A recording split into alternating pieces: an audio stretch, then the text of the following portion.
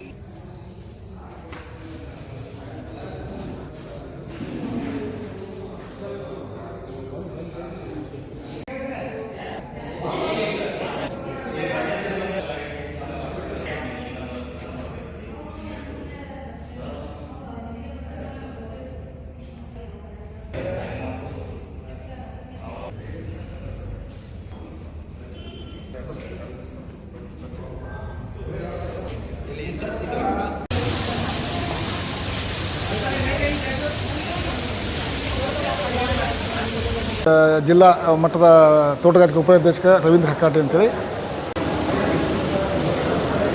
2024-25ನೇ ಸಾಲಿನಲ್ಲಿ ತೋಟಗಾರಿಕೆ ಇಲಾಖೆಯಿಂದ ಪ್ರತಿ ವರ್ಷದಂತೆ ನಾವು ಫಲಪುಷ್ಪ ಪ್ರದರ್ಶನವನ್ನು ಈ ಬಾರಿ ಮಾಡಿದ್ದೀವಿ.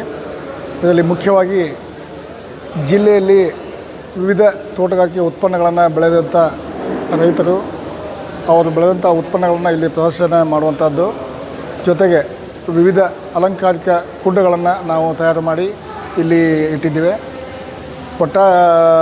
ವಿವಿಧ ಹೂವಿನ ಒಂದು ಅಲಂಕಾರಗಳನ್ನು ಮಾಡಿದ್ದೀವಿ.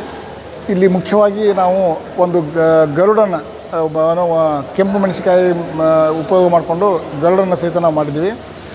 ಜೊತೆಗೆ ನಮ್ಮ ಬಾಗಲಕೋಟೆ ಒಂದು ಜಿಲ್ಲೆಯ ಪಾರಂಪರಿಕ ಕ್ಷೇತ್ರವಾದ ಐಹೊಳೆ ಒಂದು ದುರ್ಗಾ ಟೆಂಪಲ್ನ ಸಹಿತ ನಾವು ಇಲ್ಲಿ ಮಾಡಿದ್ದೀವಿ. ಅದಕ್ಕೆ ಸಾಕಷ್ಟು 1 ಲಕ್ಷ ಗಟ್ಟಲೆ ನಾವು ಹೂಗಳನ್ನು ಅದನ್ನು ಉಪಯೋಗ ಮಾಡಿಕೊಂಡು ಅಲಂಕಾರ ಮಾಡಿದ್ವಿ. ಇದು ಬಹುಶಃ ನಡೆಯುವಂಥ ಒಂದು ಈ ಫಲಪುಷ್ಪ ಪ್ರದರ್ಶನಕ್ಕೆ ಜಿಲ್ಲೆಯ ಹಾಗೂ ಇತರೆ ಜಿಲ್ಲೆಯ ಒಂದು ಜನ ಬಂದು ಇದನ್ನು ನೋಡಿದ್ರೆ ಭಾಳ ಖುಷಿ ಆಗುತ್ತೆ ಅಂತೇಳಿ ನಾನು ಹೇಳ್ತೀನಿ.